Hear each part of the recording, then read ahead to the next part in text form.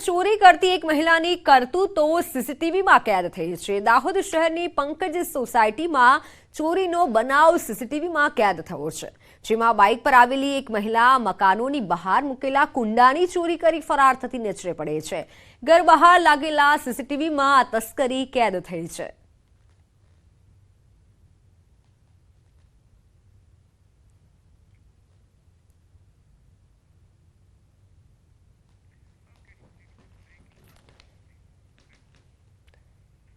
તો 4 બંગડીવાળી ગાડી ગીતના વિવાદમાં આદેશ આપવામાં આવ્યો છે। કોર્ટે આદેશ કર્યો છે। લોક ગાયિકા કિંજલ દવેને 1 લાખનો દંડ ફટકારાયો છે। અમદાવાદની સિવિલ કોર્ટે 1 લાખ રૂપિયાનો દંડ ફટકાર્યો છે। અન્ય મીડિયાએ રિલીઝ ગીતનો જાહેરમાં ઉપયોગ કર્યો। નાણાકીય ફાયદો મેળવ્યા બદલ કિંજલ સામે કાર્યવાહી કરવામાં આવી છે। કિંજલ દવે કોર્ટમાં બિનશરતી માફી માંગી।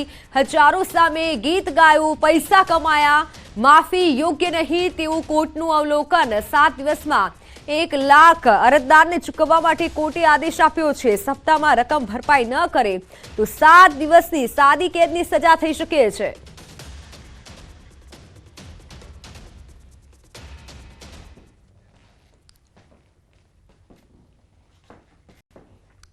તો વાત હવે અંધાપા કાંડની।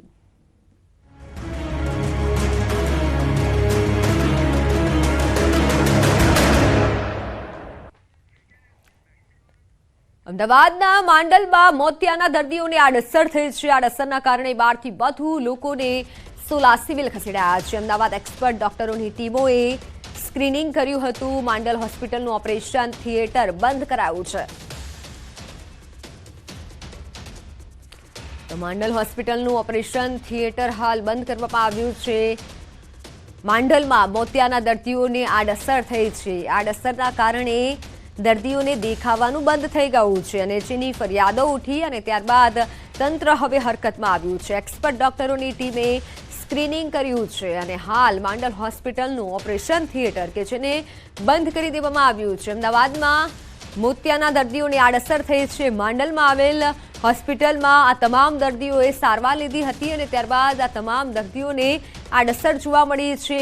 અંધાપો આવી ગયો છે અને તેના કારણે દર્દીઓની ફરિયાદને લઈ હવે તંત્ર સજાગ થયું છે। માંડલ હોસ્પિટલનું ઓપરેશન થિયેટર હાલ બંધ કરવામાં આવ્યું છે। માંડલમાં મોતિયાના દર્દીઓને આડઅસર થઈ છે। 12 થી વધુ લોકોને આડઅસર થઈ છે। સોલા સિવિલ આ તમામ દર્દીઓને હાલ ખસેડવામાં આવ્યા છે। એક્સપર્ટ ડોક્ટરોની ટીમ હાલ કામે લાગી છે।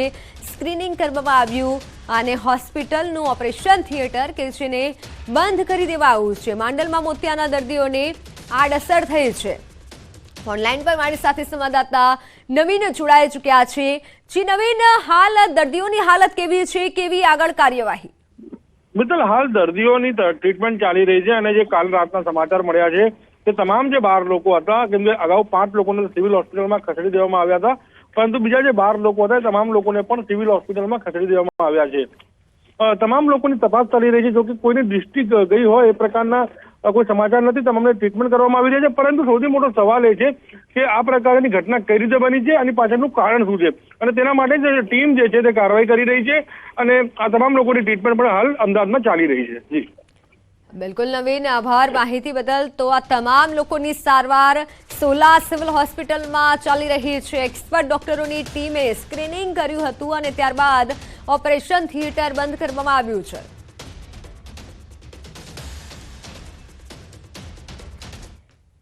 અમદાવાદ શહેરના બોપલગુમા રોડ ઉપર આવેલા દેવ રેસિડેન્સી પાસે સવારે પક્ષી બચાવ કોલ દરમિયાન ફાયર બ્રિગેડના કર્મચારી હાઈટેન્શન લાઇનને અડી જતા તેઓનું ઘટના સ્થળે જ મોત થયું હતું। આ મામલે મૃતક અનિલ પરમારના પત્નીને વારસદાર તરીકે નોકરી અને વળતર આપવાની માંગ કરાઈ હતી। તો આ સાથે પરિવારજનો અને એએમસીના નોકર મંડળ દ્વારા ગુમા સીએસસી સેન્ટર ખાતે મૃતકની લાશ સ્વીકારવાનો ઇનકાર કર્યો હતો। એએમસી વિપક્ષ નેતાએ પણ પીડિત પરિવારને આર્થિક સહાય આપવામાં આવે, ફાયર કર્મચારીને ઇન્સ્યોરન્સ પણ આપવામાં આવે તેવી માંગ કરી હતી। તો બીજી તરફ સ્ટેન્ડિંગ કમિટીના ચેરમેને પણ પરિવાર સાથે મુલાકાત કરી સહાય અંગે વિચારણા કરવાની વાત કરી છે। મારી એક જ માગણી, મારા છોકરાની પત્ની છે એને નોકરીએ લે, એના 2 નાના બચ્ચા છે બધા અમારી ઉંમર થઈ જાય પછી અમારે ક્યાં જવું? એટલે અમારો આધાર એક સર મોપ ભાગી ગયો એટલે એને નોકરીએ લે તો આથી લાશ ઉપડશે, નકર લાશ આથી ઉપડશે નહીં. ऐसे फायर के जवान जो अहमदाबाद शहर की जनता की सेवा करते हो, उनके नाम पर 1 रुपए का भी इंश्योरेंस नहीं निकालती हो, तो ये बड़ी शर्म की बात है. कहीं ना कहीं भारतीय जनता पार्टी को इस बात पर ध्यान देना चाहिए और फायर फाइटरों के लिए कहीं ना कहीं 1 करोड़ का इंश्योरेंस डिक्लेरेशन आने वाली स्टैंडिंग में ये कांग्रेस पार्टी मांग करती है कि भारतीय जनता पार्टी के उसको डिक्लेयर करना चाहिए. એ અમે ચર્ચા વિચારણા કરી, ચોક્કસ પરિવાર સાથે ચર્ચા વિચારણા કરી અને ચોક્કસ આગામી સમયમાં કોઈ નિર્ણય લઈશું. અને ઘટના ખૂબ જ દુઃખદ છે. ખૂબ જ યુવાન ઉંમરની અંદર 40 વર્ષની ઉંમરે અવસાન થયેલું છે અને પરિવાર પર એક આફત તૂટી પડ્યું છે. એ અમારા માટે અને સમગ્ર પરિવાર માટે આ દુઃખદ ઘટના છે અને સમગ્ર કોર્પોરેશન બરાબર પરિવારની પડખે ઊભેલું છે. વડોદરામાં કચરામાં આગ લાગતા મેડિકલ વેસ્ટનું કૌભાંડ સામે આવ્યું છે. ભીખા ભાલિયાની જગ્યામાં ગેરકાયદે મેડિકલ વેસ્ટનું કૌભાંડ ઝડપાયું. 2 દિવસ અગાઉ કચરામાં આગ લાગી હતી અને આગના પેટાળમાંથી બાયોમેડિકલ વેસ્ટ મળી આવ્યું હતું. પાલિકાએ જીપીસીબીને જવાબદાર ગણાવી પોતાનો બચાવ કર્યો છે. ખાનગી જગ્યામાં બાયોમેડિકલ વેસ્ટની ડમ્પિંગ સાઇટ કોણે બનાવી તે અંગે મોટો સવાલ ઉભો થઈ રહ્યો છે.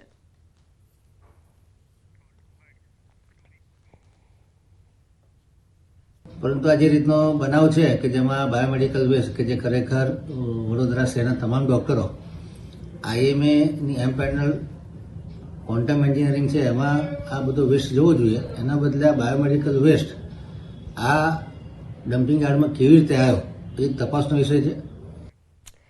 મોટા સમાચારની વાત કરીએ તો પીએમ નરેન્દ્ર મોદી કેરળના પ્રવાસે છે. કેરળના ગુરુવાયુર મંદિરે પહોંચ્યા છે પીએમ મોદી. ગુરુવાયુર મંદિરમાં પૂજા અર્ચના કર્યા. ત્રિપ્રચાર શ્રી રામાસ્વામી મંદિરમાં પૂજા અર્ચના કરી. બપોરે આપશે અને વિકાસ કાર્યોની બપોરે ભેટ આપવામાં આવશે અને હાલ તેઓએ પૂજા અર્ચના કરી છે મંદિરમાં.